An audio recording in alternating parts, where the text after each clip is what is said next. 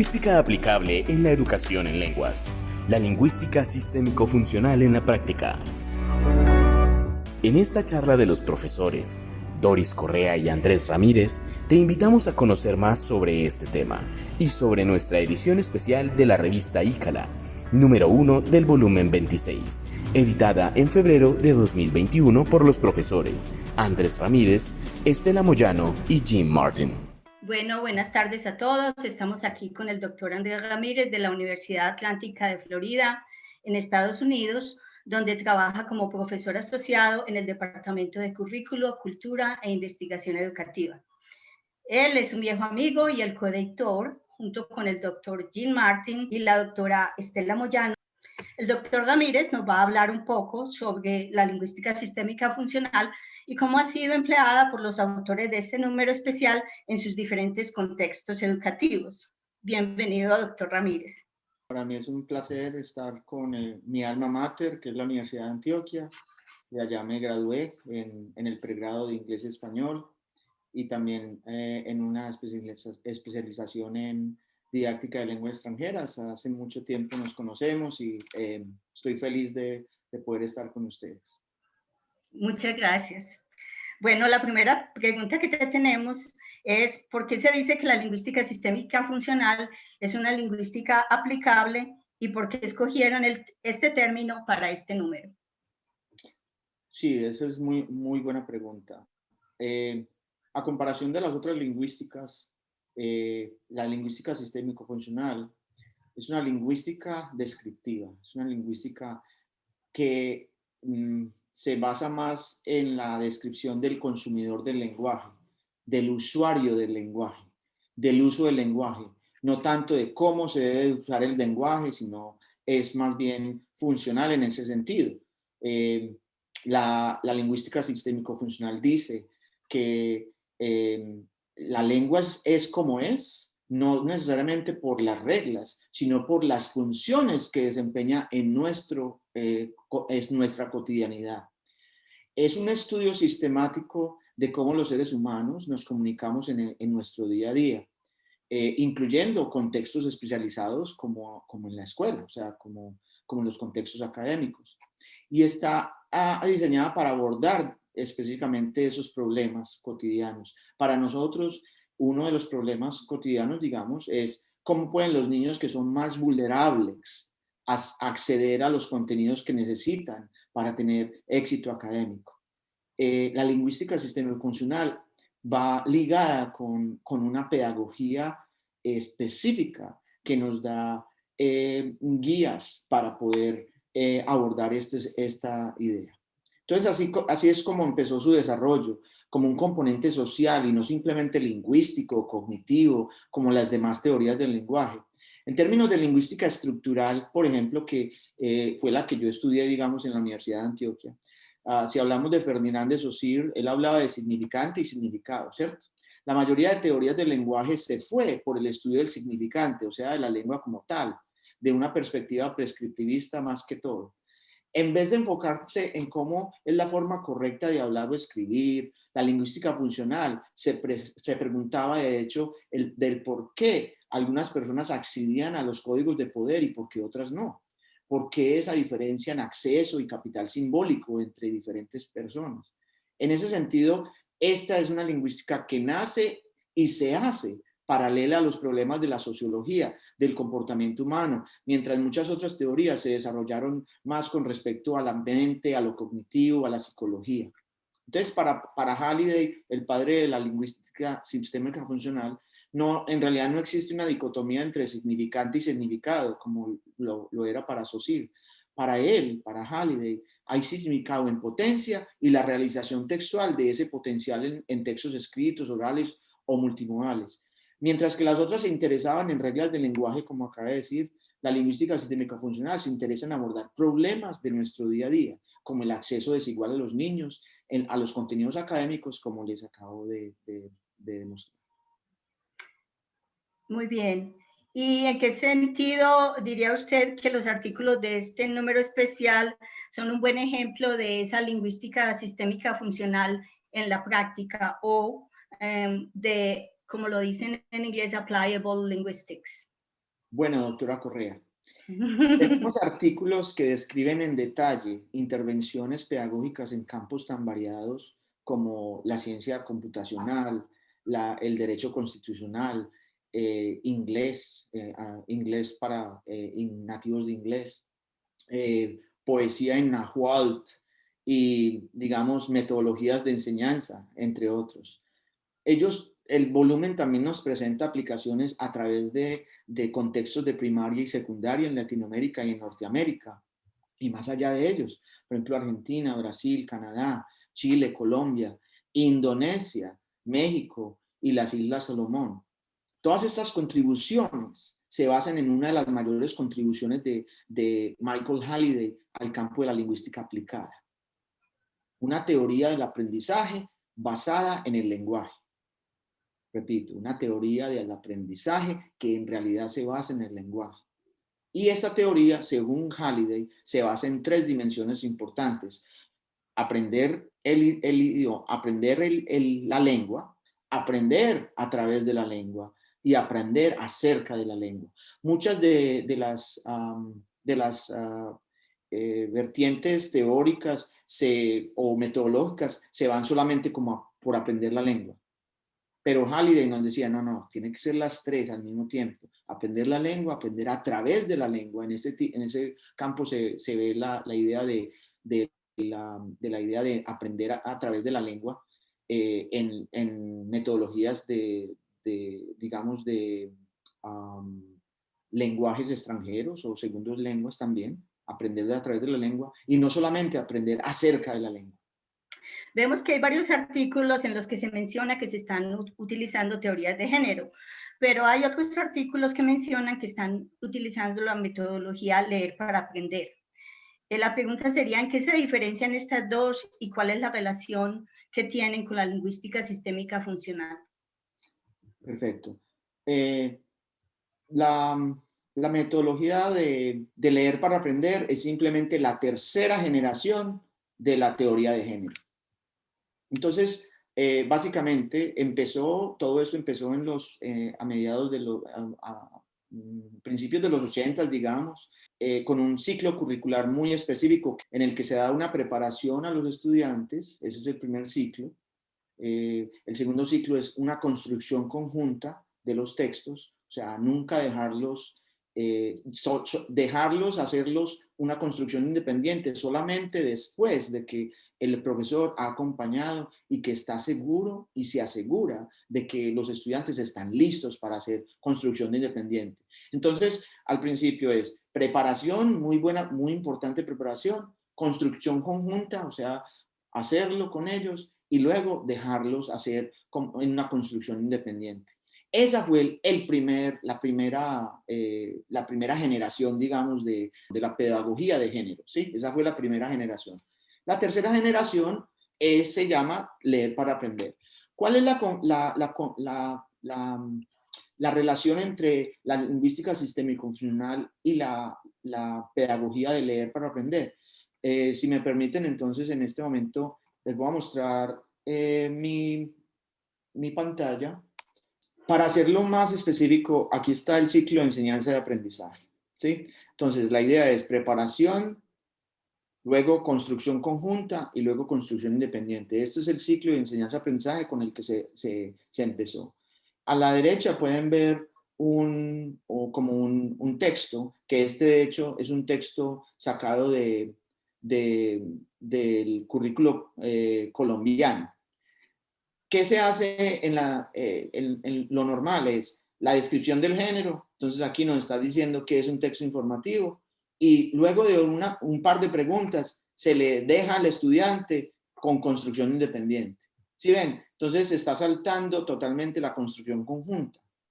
Esto es muy, muy importante. Y la preparación tampoco es muy buena. Simplemente la preparación, vemos ahí que nos están diciendo que es un texto informativo. Y un texto informativo puede ser muchísimo más que eso, que 3 renglones ahí. Entonces, se da como por sentado que los estudiantes saben mucho. Muchos estudiantes, o que entienden esto, muchos estudiantes lo van a hacer porque tienen un capital simbólico histórico ya recopilado de antes de su familia, de que son más privilegiados, etc.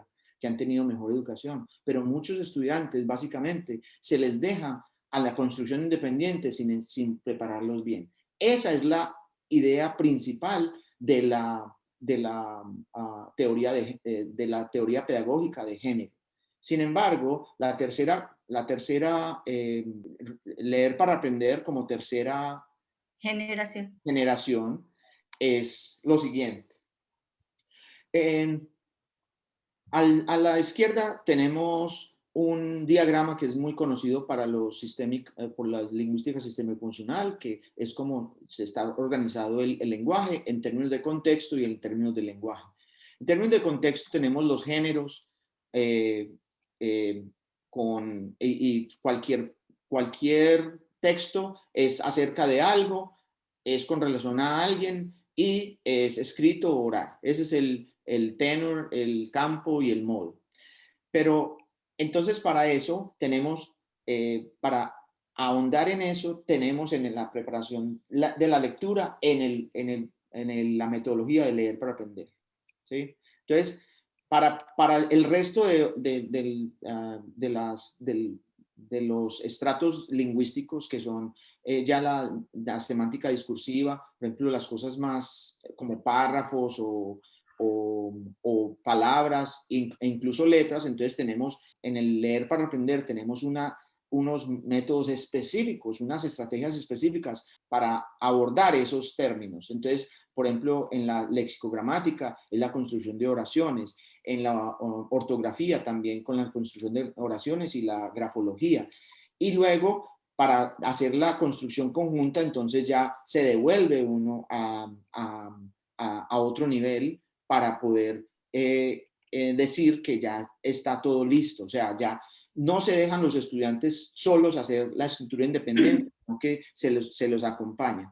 Entonces, en este caso, podemos mirar que, digamos, la gramática funcional empieza con lo que los estudiantes saben, que son textos completos. Los estudiantes, el significado es el punto de partida. Entonces, los estudiantes empiezan con textos completos, van bajando hacia el párrafo, las oraciones, las frases, las palabras, y luego otra vez en construcción conjunta se dan a reconstruir eso. Pero solamente se da a partir de la idea de que los estudiantes saben y saben interpretar textos completos. La forma tradicional de enseñar es a través de las letras, palabras, frases, oraciones. Entonces, este más bien es una metodología holística que empieza desde los textos completos del significado y no desde la estructura. Gracias, Andrés.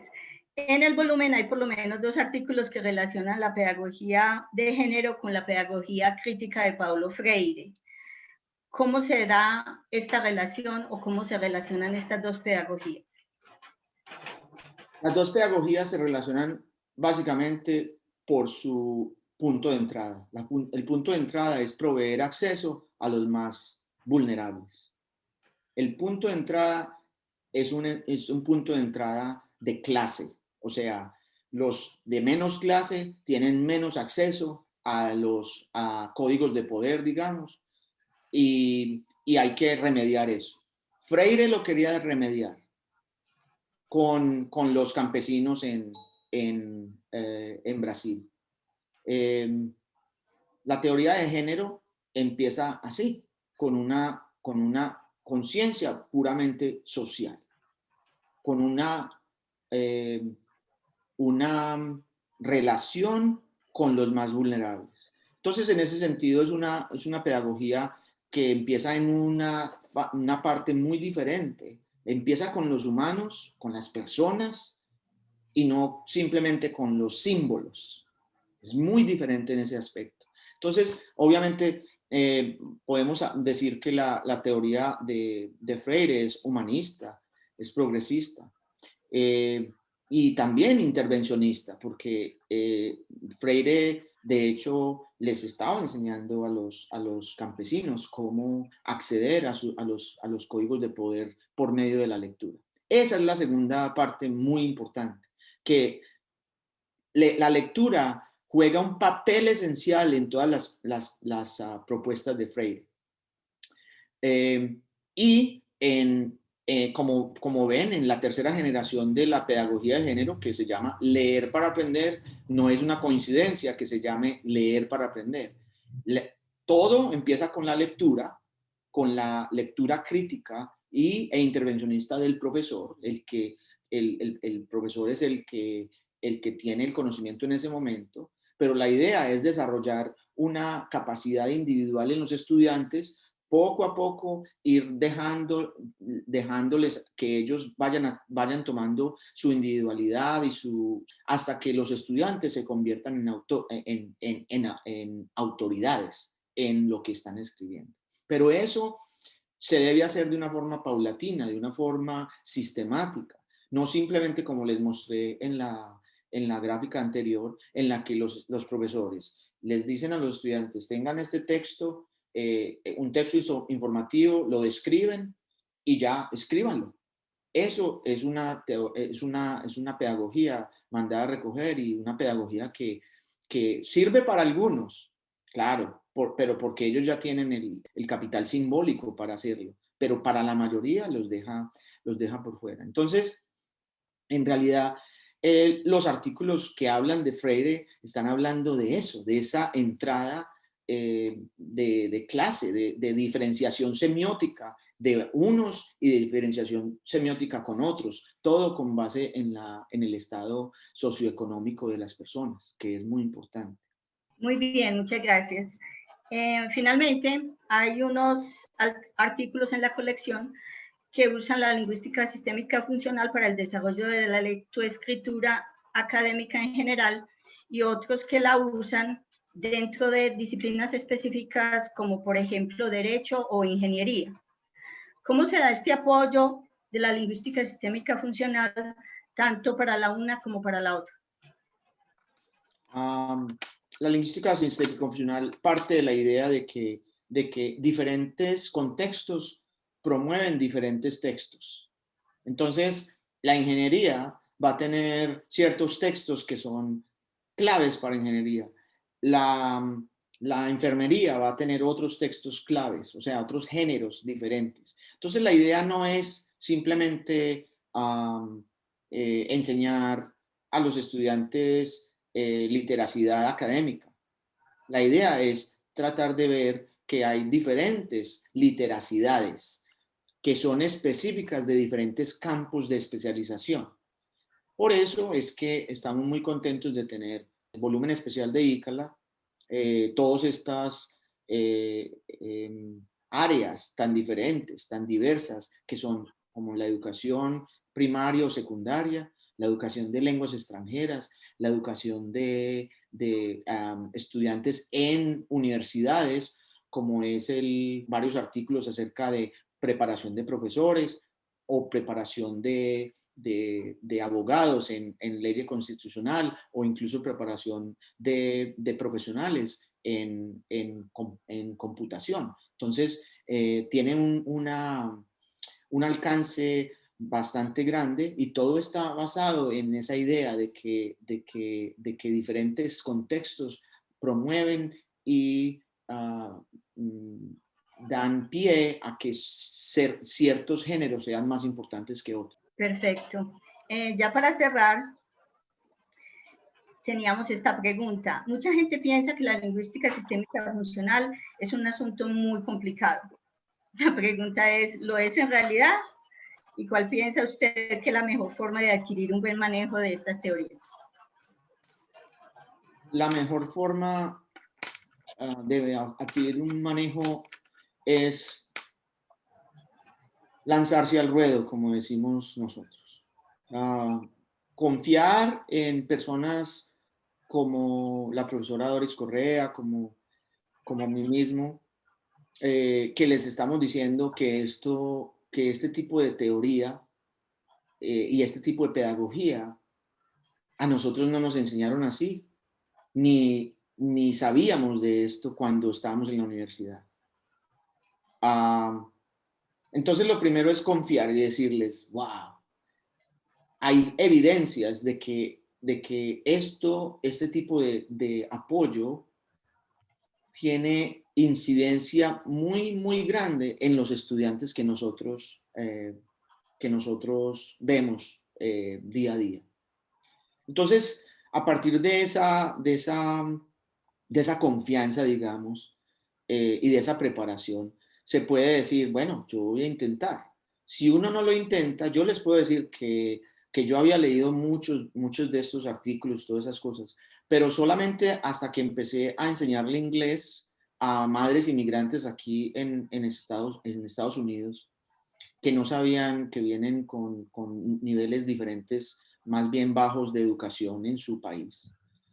Cuando empecé a ver los resultados y cuando empecé a ver que ellos lo que necesitaban no era tanto un método monolingüe, sino un método bilingüe.